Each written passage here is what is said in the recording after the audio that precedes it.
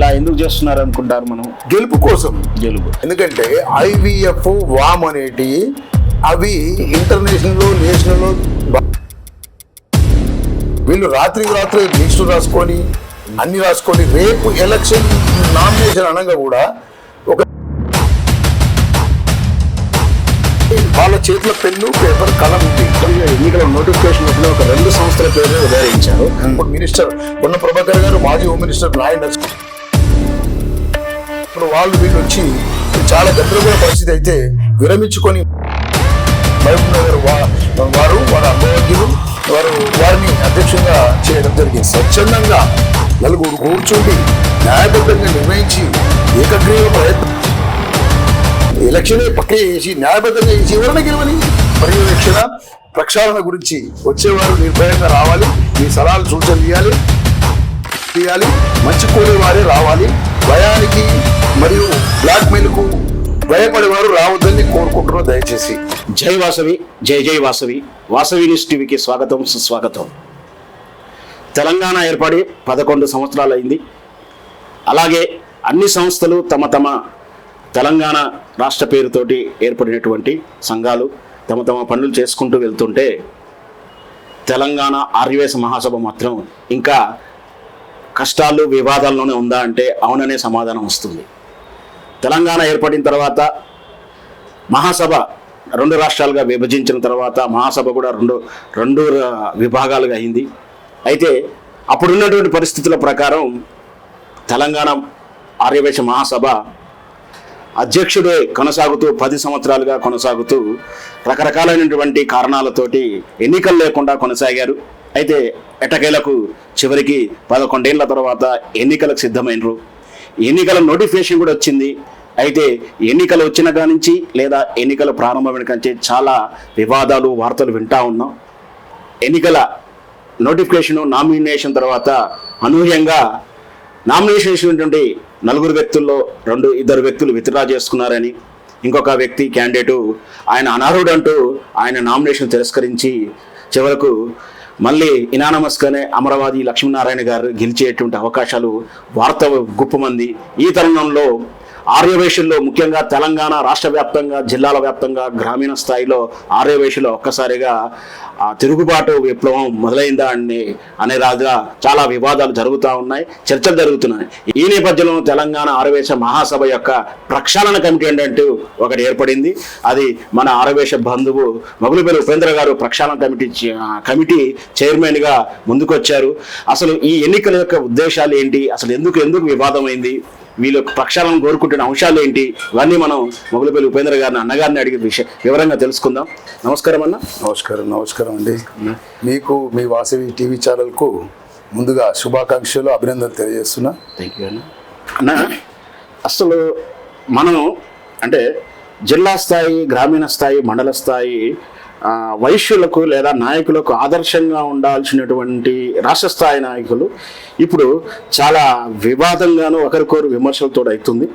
అసలు ఎన్నికలే దీనికి ప్రధాన కారణం. అసలు ఎందుకు, ఏం జరిగింది, ఇప్పుడు చట్టపరంగా జరిగిందా, ధర్మ ప్రకారం ఏం జరుగుతుంది, అసలు మీరు ఏం ప్రక్షాళన కోరుకుంటున్నారు? అసలు మన తెలంగాణ ఆర్య వైశ్య మహాసభ ఏర్పడి సుమారుగా 11 సంవత్సరాలు అనుకోండి.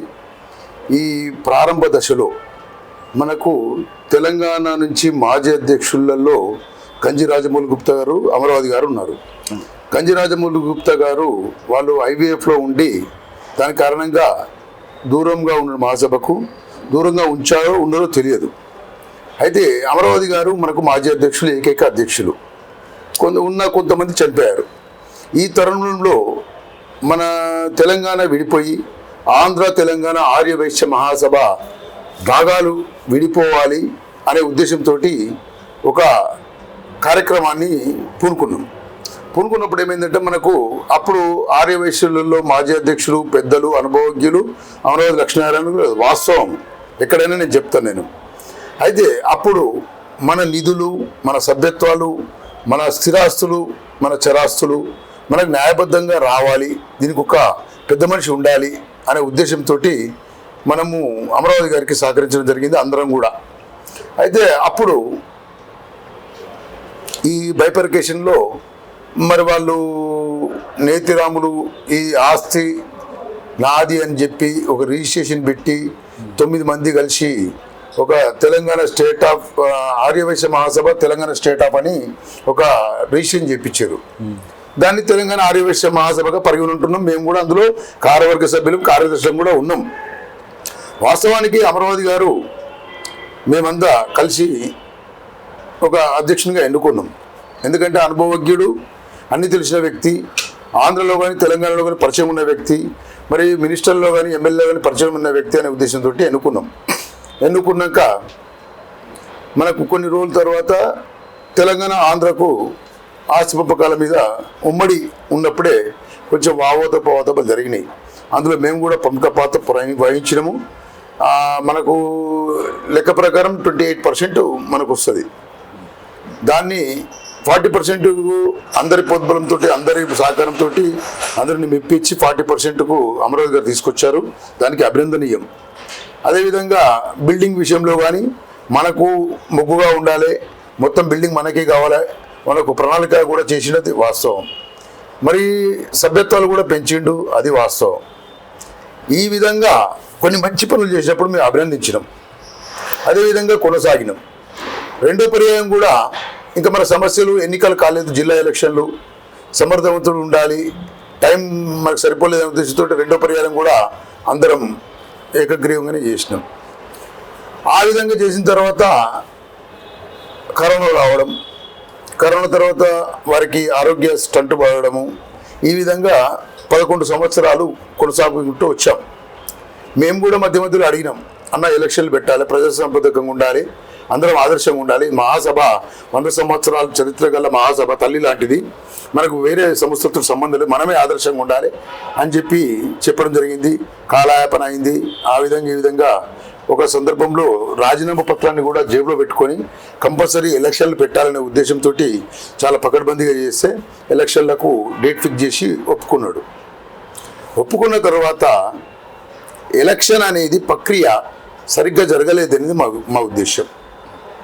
దీని మీద నేను రంగారెడ్డి జిల్లా ఆర్యవైశ్య మహాసభలో అమరావతి గారికే మద్దతుగా ఉన్నా. నేను అప్పటి వరకు ఎప్పుడైతే ఎన్నికల ప్రక్రియ స్టార్ట్ అయ్యి ఆ ప్రక్రియలో కొన్ని అవకతవకలు మనకు ఉండి నాకు ఇష్టం లేక నేను వ్యతిరేకం చేయవలసి వచ్చింది.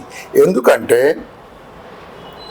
తెలంగాణ ఆర్యవైశ్య మహాసభ ఎన్నికల నిర్వహణ కోసం సన్నద్ధమైనప్పుడు మనలో మాజీ అధ్యక్షులు కానీ, చదువుకున్న వారు కానీ, అడ్వకేట్స్ కానీ, ఐఏఎస్ ఆఫీసర్లు కానీ, విజ్ఞానవంతులు కానీ, ఎవరైనా మేధావివంతులు ఎలక్షన్ నిర్వహించే అర్హత ఉన్న వాళ్ళని తీసుకొని ఒక కమిటీగా ఏర్పరచాలి.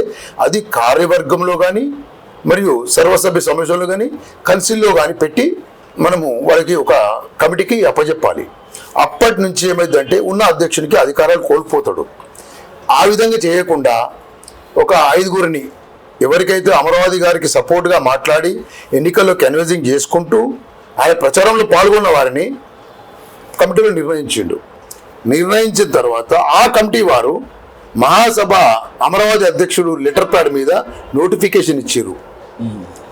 ఆ అధ్యక్షుడు అధికారమే కోల్పోతాడు. దాని తర్వాత నోటిఫికేషన్ ఇచ్చారు. అందరం వాట్సాప్లో అడిగిన వెంటనే దాన్ని తీసేసి ఎన్నికల అధికారం అని చెప్పి మళ్ళీ ఒక లెటర్ ప్యాడ్ పెట్టించారు. ఎన్నికల తేదీ డిక్లేర్ చేశారు. డిక్లేర్ చేసిన తర్వాత ₹1,00,000 అనేది డిపాజిట్ పెట్టారు. ₹1,00,000 డిపాజిట్ కూడా మేము వ్యతిరేకతనే అన్నాం. ఎందుకంటే కార్యవర్గంలో కానీ, కౌన్సిల్ మీటింగ్లో కానీ, సర్వసభ్య సమావేశంలో కానీ ఈ విషయం ప్రస్తావన రాలేదు. మేము అడిగితే జిల్లా అధ్యక్షుల మీటింగ్లో పెట్టామని అన్నారు. అంటే ఎక్కడ పాస్ కావాలి? సర్వసభ్య సమావేశంలో పాస్ కావాలా? 33 జిల్లాల నుంచి ప్రపోజల్ రావాలి. ఇప్పుడు రాష్ట్ర స్థాయిలో అది అప్రూవల్ కావాలి. అదొకటి. ₹2,00,000 ఒకటి, ఎన్నికల ప్రక్రియ ఒకటి. అదేవిధంగా ఎవరైతే నామినేషన్ వేద్దామని వెళ్ళినా ₹1,00,000 వెళ్ళి మనకు ఓటర్ లిస్ట్ లేని నామినేషన్ ఎట్లా ఇస్తారు? వాస్తవానికి ఇప్పుడు వేసే వ్యక్తికి ఓటుందా లేదా, బలపరిచే వ్యక్తికి ఓటుందా లేదా ముందు తెలుసుకోవాలా వద్దా? వాస్తవానికి ఎన్నికల ముందే ఆ ఎన్నికల లిస్టు సిద్ధం చేసిన తర్వాత ప్రకటించిన తర్వాత సర్వసభ్య సమావేశంలో కానీ కార్యవర్గంలో కానీ ఓటర్ లిస్ట్ ను గజిట్ చేయాలా? గెజిట్ చేసిందంటే గజిట్ చేసిన తర్వాత సూచనలు సలహాలు మాట్లాడుకొని అప్పుడు రిలీజ్ చేయాలా? ఏకఛత్రాధిపత్యంతో 5 మంది కమిటీని పెట్టేసి నీ అనుచరులను పెట్టేసి ₹1,00,000 పెట్టేసి నువ్వు లీస్ట్ ఇవ్వకుండా నువ్వు ఈ విధంగా చేసినావంటే దానికి వ్యతిరేకత ఏర్పడ్డది. దాని తర్వాత నామినేషన్లు పడ్డ తర్వాత ఈరోజు నామినేషన్ వేసే రోజు లిస్ట్ ఇస్తారు, ఓటర్ లిస్టు. మరి బలపరిచే వ్యక్తి పేరుందా లేదా తెలుసుకోవాలా, ఈ నామినేషన్ వ్యక్తికి ఓటు ఉందా తెలుసుకోవాలా. ఈ విధమైన ఏకఛత్రాధిపత్య పాలనతోటి సూచనలతోటి ఒక వర్గమే, అందరికి ఆమోదముఖ్యమైనది కాదు, ఒక వర్గమే నిర్ణయాలు తీసుకొని. వర్గాలు ఎంతమంది ఉండొచ్చు అంటున్నారు మీరు? ఒక 4, 5? ఒక 9 మంది వరకు ఉన్నారు. అలా అందులో కూడా మంచి వాళ్ళు ఉన్నారు, చెడ్డ వాళ్ళు ఉన్నారు, అది కూడా చెప్తున్నా. అందులో కొందరు ఆయనను తప్పుదావ పట్టిస్తున్నారు. ఎందుకంటే ఆయన వయసు పెద్దది, అనుభవం పెద్దది, 13 సంవత్సరాలు అంటే 11 + 2 13 సంవత్సరాలు సుదీర్ఘంగా అధ్యక్ష పాలన చేసిండు. ఆయన ఈ ఏజ్లో ఆయన ప్రజాస్వామ్య పద్ధతిని గెలవని మేమే సహకరిస్తాం గెలుపుకు. గెలిచిన తర్వాత ఎవరికైనా మాట్లాడేటోళ్ళకు నోరు ఉండదు, ఓట్ల ద్వారా గెలిచిండని చెప్పొచ్చు మనం. కానీ ఈ ప్రక్రియల ద్వారా గెలవడం అనేది శోచనీయం, ఆయనకు అపఖ్యాతి, మహాసభకు కూడా చెడ్డ పేరు వస్తుంది. అయితే ఈ ఎన్నికల పరీక్ష అయిన తర్వాత నామినేషన్లు పడ్డ తర్వాత ఇవన్నీ సక్రమంగా లేవు అని చెప్పి ఎదుటి వర్గం కోర్టుకు వెళ్ళింది. కోర్టు స్టే ఆర్డర్ ఇచ్చింది. స్టే ఆర్డర్ ప్రకారం ఎన్నికల ప్రక్రియను ఆపిన తర్వాత మళ్ళీ వీళ్ళు వెళ్ళి స్టేను వెకేట్ చేయించారు. స్టే వెకేట్ చేయించాలో ఏముందంటే, మేము స్టే ఇచ్చాము, తొలగిస్తున్నాము, మీ ఎన్నికలు నిర్వహించుకోండి పద్ధతి ద్వారా, గెలిచిన తర్వాత సీల్డ్ కవర్లో పేరు ఇవ్వండి అని చెప్పారు. నువ్వు ఎక్కడైతే ఎలక్షన్ ఆపినావో అక్కడి నుంచి ప్రత్యర్థులను పిలిచి ఏ విధంగా చేద్దామని ఒక మీటింగ్ పెట్టి మళ్ళీ ఎన్నికల ప్రక్రియ స్టార్ట్ చేయాలా. అంటే నీ డేట్లు నువ్వే నామినేషన్ చేసేస్తావు, డేట్లు పొడిగిస్తావు, ఏమంటే కోర్టు పేరు చెప్తావు. లాస్ట్ మూమెంట్లో వీళ్ళు ప్రత్యర్థులు ముఖ్యమంత్రి దగ్గరికి వెళ్ళారు. ముఖ్యమంత్రి గారికి అన్ని విధాలు చెప్పిన తర్వాత ఆయన కూడా అరే ఇట్లయితే బాగుంటది, ఎందుకంటే మేము కొన్ని కోట్ల విలువైన ఆస్తిని బగాయత్లో ఆర్యవైశ్య మహాసభకి ఇచ్చాము, ఇది ఆదర్శవంతంగా ఉండాలి, వైశ్యులు అంటే ఆదర్శము ఉండాలని చెప్పే ఉద్దేశంతో ఆయనే ఒక 3-man కమిటీని వేసిండు. అందులో డిఐజీ స్థాయి రిజిస్టర్ అధికారి, జిల్లా అధికారులు 3 కలిసి వేసారు. వేసిన తర్వాత వాళ్ళు వచ్చి మహాసభకు నోటీస్ ఇచ్చారు. నోటీస్ ఇచ్చి ప్రక్రియ మొదలయ్యేలోపు సండే సాటర్డే హాలిడే వచ్చింది. ప్రక్రియ మొదలయ్యేలోపు వీళ్ళు తొందరగా స్క్రూటినీ ప్రారంభం అని పెట్టారు. స్క్రూటినీ ప్రారంభం అన్నప్పుడు ప్రత్యర్థి ద్వారా షెడ్యూల్ డేట్స్ ముందే ఏం లేవు. వాళ్ళ ఇష్టమే అంటున్నా కదా నేను.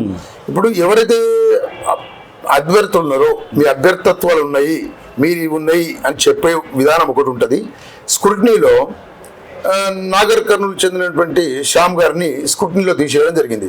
కారణం ఏంది? నాగర్ కర్నూలు ఎలక్షన్ కాలేదని. ఉమ్మడి జిల్లాకు శ్యామ్ గారు అధ్యక్షుడు, ఆయన ఓటు శాశ్వత ఓటు. ఇప్పుడు ఆయన జిల్లాకు ఎన్నికలు నిర్వహించలేదు అనుకుందాం, ఆయన రెస్పాన్సిబిలిటీ. ఎన్నికలు నిర్వహించిన దానికి ఇక్కడ నామినేషన్ తిరస్కరణ సంబంధం ఎందుకు ఉంటుంది? ఇప్పుడు ఎన్నికలు నిర్వహించే బాధ్యత ఎవరిది? జిల్లా నుంచి రాష్ట్ర స్థాయి నాయకులకు ఉంటుంది. రాష్ట్ర స్థాయి ఒక ఎన్నికల మెంబర్లను పంపుతారు, జిల్లాలో ఎన్నికలు నిలబెట్టాలి. మరి 32 జిల్లాలో ఎలక్షన్ అయినప్పుడు నాగర్ కర్నూలు ఎందుకు కాలే? అంటే శ్యాముకు భయపడి కాలేదా, లేకుంటే శ్యామును ఏదో విధంగా స్క్రూటినీలో తీసేయాలని చెప్పి కోర్టులో కేసులు వేయించి ఈ విధంగా చేసిరా? న్యాయబద్ధంగా పోతే శ్యాముకు శాశ్వత సభ్యుడు, ఉమ్మడి జిల్లాకు అధ్యక్షుడు. ఒకటి మీరు చెప్పండి సార్ నాకు, వాస్తవానికి ఇప్పుడు నా పోటీలో నామినేషన్ వేయాలంటే బైలాలో ఆ సూత్రం ఉందా? అంటే జిల్లా స్థాయిలో ఎన్నికలు అయితేనే ఆ జిల్లా స్థాయి నాయకుడు ఎన్నికల్లో పోటీ చేసి నామినేషన్ చేసే అర్హత ఉందని బైలాలో ఉందా? బైలాలో లేదు. మరి అలా బైలాలో ఓటు హక్కుదారుడు నిలబడొచ్చు, జిల్లా అధ్యక్షుడు చేసిన వ్యక్తి నిలబడొచ్చు అని ఉన్నది. ఆయన ఆల్రెడీ ఒకసారి చేశాడు, అర్హత ఉంది. ఒకసారి ఆయన అంటే శాశ్వత సభ్యత్వం ఉంది. ఈ రెండే కదా ఆయన నామినేషన్ వేస్తానికి అర్హత.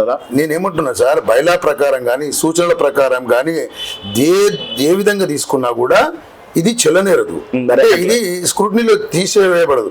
అదే విధంగా మరి ప్రత్యర్థులు కూడా అమరావతి మీద నోటీసులు ఇచ్చారు. ఎందుకంటే నువ్వు 2 సంవత్సరాల కంటే ఎక్కువ ఉండొద్దు బయలా ప్రకారము అనర్హుడు అని చెప్పించారు. కొన్ని ఇంకా వేరే కారణాలు ఇచ్చారు, కొన్ని వేరే కారణాలు ఇచ్చారు. మరి అవన్నీ పరిగణలోకి ఎందుకు తీసుకోలే? అంటే మీ ఉద్దేశం ఏంది? ఇద్దరిని బలవంతంగా విడ్డ్రా చేయించారు, భయాన విడ్డ్రా చేయించారు తెలియదు, ఇద్దరు విడ్డ్రా చేసుకున్నారు. ఇంకో వ్యక్తిని స్క్రూటినీలో తీసేసినావు. మరి నీకు ఎందుకు భయము? గెలిచే ఉద్దేశం ఉన్నప్పుడు ఎందుకు భయము?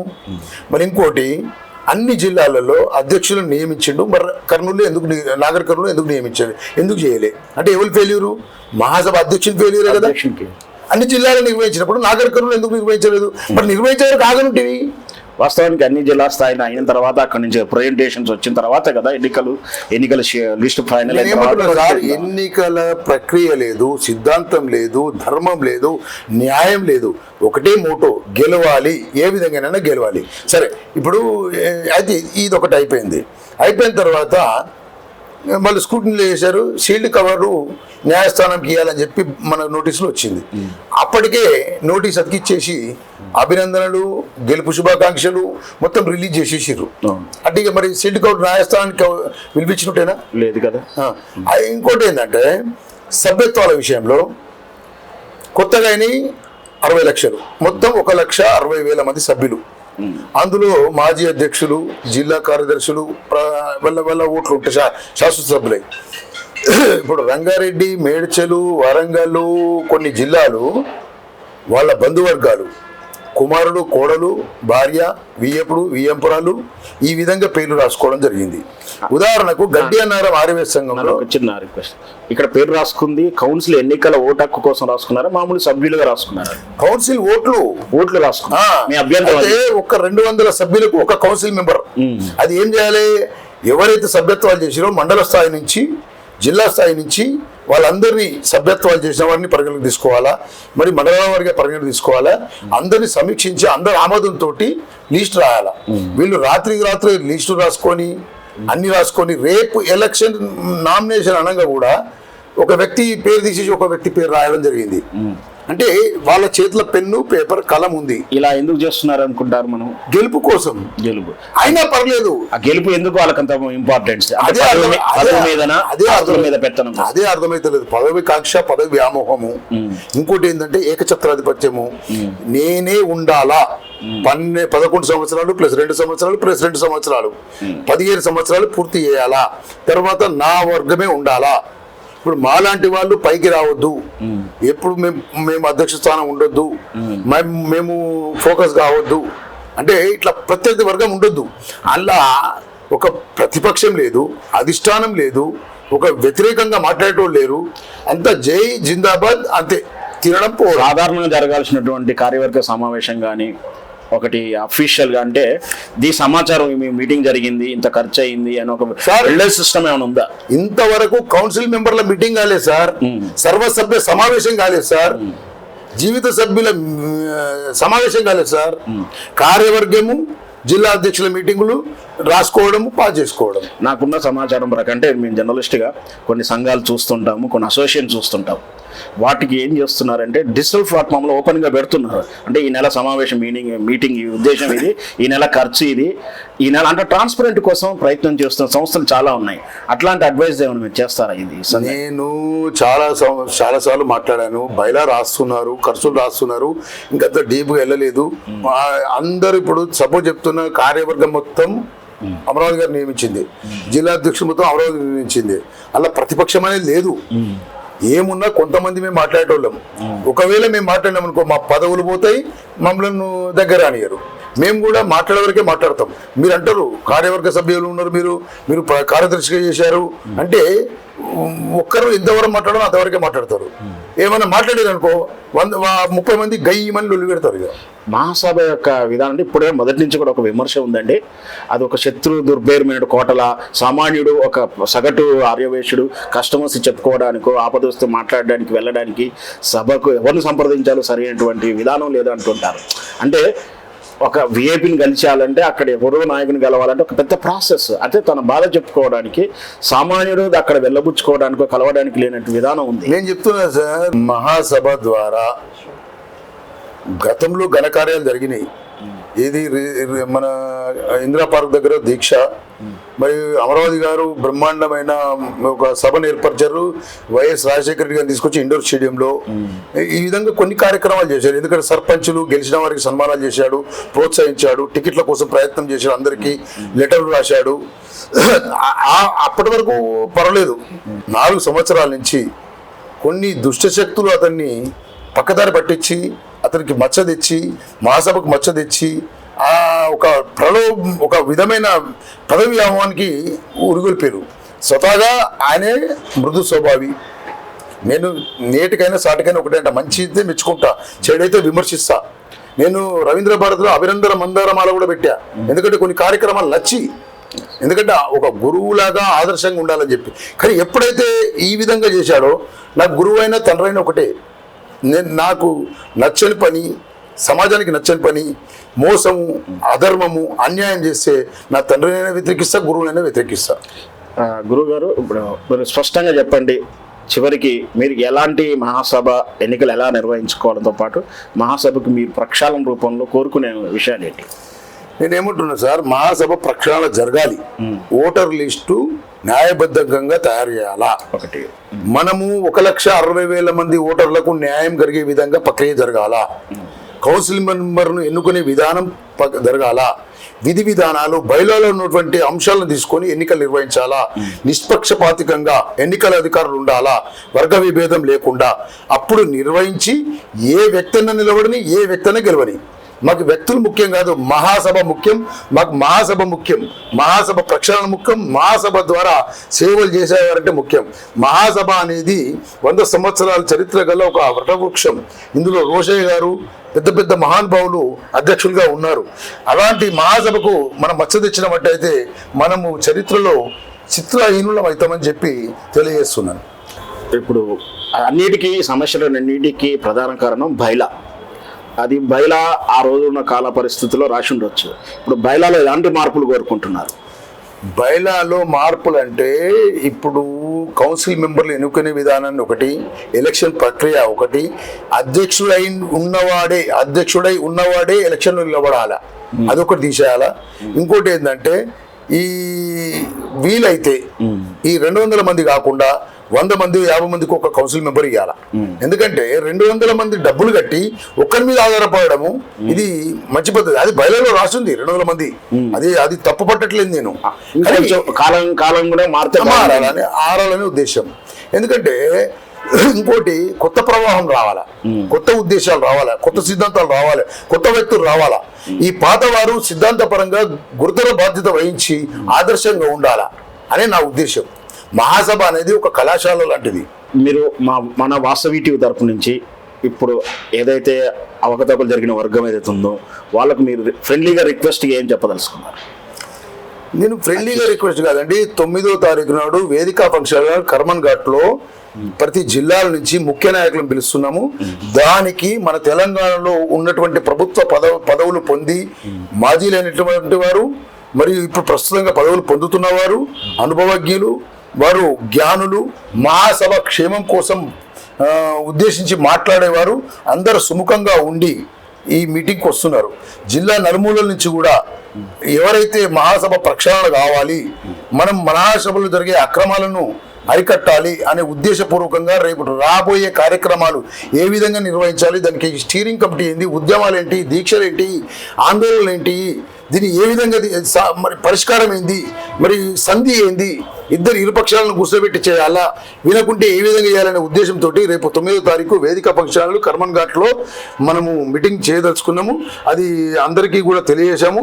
వీలైన వారు, మహాసభ ప్రక్షాళన కోరేవారు, ఎవరికి భయపడని వారు, ఎవరికి తల ఒగ్గని వారు, మోచేతి నీళ్లు తాగని వారు, ఎవరికి లాలూచి పడని వారు ఈ ప్రక్షాళన కమిటీ సమావేశానికి వచ్చి మీ సూచనలు, సలహాలు, మీ మద్దతు, మీ సంపూర్ణమైన ఒక ఆశీస్సులు ఇవ్వాలని చెప్పి కోరుకుంటా.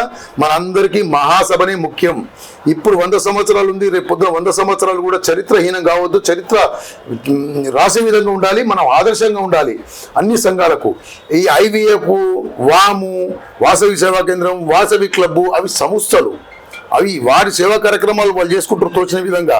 అది మహాసభకు పోటీ కాదు ఎప్పటికీ. వీళ్ళందరికీ మహాసభ తల్లి లాంటిది, మాతృ సంస్థ. ఇది అందరూ గుర్తుంచుకోవాలి. అందులో ఉన్న వాళ్ళందరూ ఆర్యవైశ్యులే. ఆర్యవైశ్యులను విభేదించి విడగొట్టి వైషమ్యాలు దూరం చేసి వైషమ్యాలు కలిపేటట్టు ద్వేషాలు కలిగేటట్టు చేసే పద్ధతి ఇది మంచిది కాదు. ఎందుకంటే మనకు నచ్చినప్పుడేమో అన్ని సంఘాలు నచ్చుతాయి, మనకు నచ్చినప్పుడు ఆ ఆర్యవైశ్య మహాసభకు దూరం ఉండాలి. ఇది మంచి పద్ధతి కాదు. వాస్తవానికి మీరు చెప్పినట్టు ఈ తెలంగాణలోనే నాకు అవగాహన వరకు 7-8 సంస్థలు రకరకాల రూపాల్లో ఉన్నాయి. వాళ్ళు ఆ 2 సంస్థలను ఎందుకు వీళ్ళు కోట్ చేయాల్సి వచ్చింది? మిగతా సంస్థలకు లేని ఆబ్జెక్షన్ వీళ్ళకి ఎందుకుంది? నేనేమంటున్నా సార్, తనకు నచ్చింది రంభ, వేరేలకు నచ్చింది రంభ కాదు. ఎందుకంటే IVF వామ్ అనేటి అవి ఇంటర్నేషనల్లో నేషనల్లో భారతదేశం లెవెల్లో ఒక సంస్థలు పెట్టుకున్నారు. అవి వ్యక్తులు పెట్టుకున్నారు, అందరి కోసం పెట్టుకున్నారు. ఆర్యవైశ్య మహాసభ ఒకటే కాదు వాళ్ళకు. ఇది కేవలం 102 గోత్రాలు ఆర్యవైశ్యులకు మాత్రమే ఈ మహాసభ. ఇది 100 సంవత్సరాల చరిత్ర గల మహాసభ. వాటితోటి పోటీతత్వం పెట్టుకొని వ్యతిరేక తత్వం పెట్టుకుంటే మన మహాసభ పరవే పోతుంది. అదేవిధంగా ఇప్పుడు సేవా కేంద్రం సంబంధించిన వాళ్ళు కానీ మరి వాసవి క్లబ్ వాళ్ళు కానీ మహాసభలో ఉన్నారు. అవి సంస్థలు కాదా? మరి అవి వ్యతిరేకం లేనప్పుడు ఇవి వ్యతిరేకమైన వాళ్ళు ఉన్నా కూడా వాళ్ళకి అభ్యంతరం ఏముందో కూడా మాకు కూడా అయితే అర్థం కాలేదు. నేను ఏమంటున్నా సార్, వ్యక్తి నచ్చకుంటే సంస్థ నచ్చదు, సంస్థ నచ్చకుంటే వ్యక్తి నచ్చదు, నాకు నచ్చకుంటే మొత్తమే నచ్చదు అనే ధోరణి. ఇది ఏకఛత్రాధిపత్యం, నియంత పాలన. మరి ఇన్ని రోజులు లేనిది మధ్యంతరంగా ఎందుకు వచ్చింది? అప్పుడు మా మహాసభలో కూడా నేను కూడా అన్నాను, అంటే కన్నతల్లి లాంటిది మహాసభ. మహాసభకు వ్యతిరేకం ఏ సభ కాదు. వేరే సంస్థతో మాకు సంబంధం లేదు. వాళ్ళు చంద్రమండలం భూమండలం ఏ మండలం అని పెట్టుకొని వ్యక్తులు పెట్టుకుంటారు, మనకు సంబంధం లేదు. ఇది 100 సంవత్సరాల క్రితం నిర్వహించిన సంస్థ, ఇంకా కొన్ని సంవత్సరాలు ఉండే సంస్థ. ఇది మాతృ సంస్థ అని బల్ల గుద్ది ప్రతి మీటింగ్ లో చెప్పిన నేను. కానీ ఆర్యవైశ్యులు అందరూ సమానమే. ఇప్పుడు ఎన్నికలు, మహాసభ ఎన్నికలు ఎలా జరగాలని కోరుకుంటున్నారు? నిష్పక్షపాతికంగా, ప్రజాస్వామ్యబద్ధకంగా, బైలా ప్రకారము, నియమ నియమాలతోటి, అధర్మం లేకుండా ధర్మంగా న్యాయబద్ధంగా జరిగితే ఎవరైనా గెలవని, ఎవరైనా ఓడని, ఎందరైనా నిలబడని మేము సమ్మతం, సహకరిస్తాం. కానీ అధర్మంగా, అన్యాయంగా, అక్రమంగా, ఒక నియంత పాలనతోటి, ఏకఛత్రాధిపత్యంతో, ఒక నలుగురితోటే కూడుకుని నిర్ణయాలు తీసుకుంటే మాత్రం ఆందోళన జరుగుతుంది, దీక్షలు జరుగుతాయి. మరియు ఎటువంటి కార్యక్రమాలను చేయడానికి సిద్ధంగా ఉన్నాం. గతంలో కూడా మహాసభ, ఆంధ్రప్రదేశ్ ఆర్యవైశ్య మహాసభ ఉన్నప్పుడు మన తెలంగాణ పర్యాయము అధ్యక్షునిగా ఎన్నుకోవాలని చెప్పి వచ్చింది. అప్పుడు అమరావతి గారు ఉడత పురుషోత్తం అని ఆంధ్ర ప్రాంతం హైదరాబాద్లో ఉంటాడు, వారిని ప్రపోజల్ చేస్తే మరి 4 జిల్లాల నుంచి వచ్చి దీక్ష ప్రారంభించి 3 రోజులు మహాసభను ముట్టడి చేసి దీక్షా కార్యక్రమం చేస్తే ఆ కార్యక్రమానికి ఇప్పుడు మినిస్టర్ పొన్న ప్రభాకర్ గారు, మాజీ హోమ్ మినిస్టర్ నాయన నరసింహారెడ్డి గారు, మరి చాలా ప్రముఖులు, విలేకరులు వీళ్ళు వచ్చి చాలా గందరగోళ పరిస్థితి అయితే విరమించుకొని మాణిక్ ప్రభు గారిని మహబూబ్ నగర్ వారు అనుభవజ్ఞులు వారిని అధ్యక్షునిగా చేయడం జరిగింది. అంటే అక్రమం జరిగినప్పుడు ఎవరు ఉండరు. ఒక ఉపేంద్ర తోటే అంతం కాదు, ఉపేంద్ర తోటే ప్రారంభం కాదు, ఏం లేదు. ఒక సంస్థ శాశ్వతమే అనేది నేను ఏంటంటే ఇప్పుడు ఎలక్షన్ ప్రక్రియ ఇప్పటికైనా అయింది. షీల్డ్ కవర్లో పెట్టి కోర్టుకి ఇచ్చారు, అదైంది. ఇప్పుడు ఎదురు పార్టీ వాళ్ళు కూడా కోర్టుకి వెళ్ళారు. రేపు సోమవారం ఏం ఆర్డర్స్ ఏమొస్తో తెలియదు. ఈ విధంగా కోర్టులు, పోలీస్ స్టేషన్లు, ముఖ్యమంత్రి వరకు మరి వాట్సాప్లు, ఫేస్బుక్లలో ప్రజలకు ఆందోళన కలిగించే విధానం ఎందుకు? స్వచ్ఛందంగా నలుగురు కూర్చుండి న్యాయబద్ధంగా నిర్ణయించి ఏకగ్రీవ ప్రయత్నం చేసి, కాకుంటే ఎలక్షనే ప్రక్రియ చేసి న్యాయబద్ధంగా చేసి ఎవరైనా గెలవని. అసలు ఎందుకు మహాసభను బదార్కిడుస్తున్నారు? ఇది కొందరు తెలిసి తెలియక ఏదో విధంగా మాట్లాడుతున్నారు. అది ఎందుకంటే ఈ ప్రశ్నలకు జవాబు చెప్పండి ఫస్ట్. ఇందులో ఏదొక్కటైనా రేపటి మీటింగ్ వాళ్ళని ఆహ్వానిస్తున్నారా? దయచేసి మరొకసారి చెప్తున్నాను, వేదికా ఫంక్షనాలు తెలంగాణ ఆర్యవైశ్య మహాసభ ప్రక్షాళన కమిటీ ముగులపల్లి ఉపేందర్ గా నేను మాట్లాడుతున్నా. వీలైన వారు భయపడకుండా, మరి బానిసత్వం లేకుండా మహాసభ ప్రక్షాళన కోసం మహాసభ వర్ధిల్లాలని కోరుకునేవారు అందరూ 10:30కు ప్రారంభమయ్యే ఈ సమావేశానికి రావాల్సిందిగా కోరుచుకున్నాము. ఇది ఎందుకంటే జిల్లాల వారీగా కొంతమందికి ముఖ్యులను పిలుస్తున్నాము. ఈ కార్యక్రమంలో చర్చించి నియమ నిబంధనలు మరియు ప్రణాళికలు మరి రాబో కాలంలో ఎలాంటి ఆందోళనలు మరియు కోర్టు విషయాలు కానీ, న్యాయబద్ధంగా కానీ, పోరాటాలే కానీ, దీక్షలే కానీ, మెమొరండాలే కానీ ఇవన్నీ స్తంభించే విధంగా ఏ విధంగా చేయాలని ఒక ప్రణాళికను ఏర్పరుస్తున్నాం. దీనికి ఒక కమిటీ కావాలని చెప్పి అందరినీ పిలవడం జరుగుతుంది. దయచేసి వీలున్న వారు అందరూ ఒక వర్గానికి చెందకుండా మహాసభ సంక్షేమ పర్యవేక్షణ ప్రక్షాళన గురించి వచ్చేవారు నిర్భయంగా రావాలి. మీ సలహాలు సూచనలు ఇవ్వాలి, పెద్దవారు ఆశీస్సులు ఇవ్వాలి, మంచి కోరేవారే రావాలి. భయానికి మరియు బ్లాక్మెయిల్కు భయపడేవారు రావద్దని కోరుకుంటున్నాం దయచేసి. ఇదండి, మహాసభ ఎన్నికల్లో ఎవరు గెలిచినా మాకు అభ్యంతరం లేదు. ఆ గెలుపు ప్రజాస్వామ్యబద్ధంగాను, న్యాయబద్ధంగాను, ధర్మబద్ధంగా ఉండాలనేదే ఈ ప్రక్షాళన కమిటీ కోరుకుంటుంది.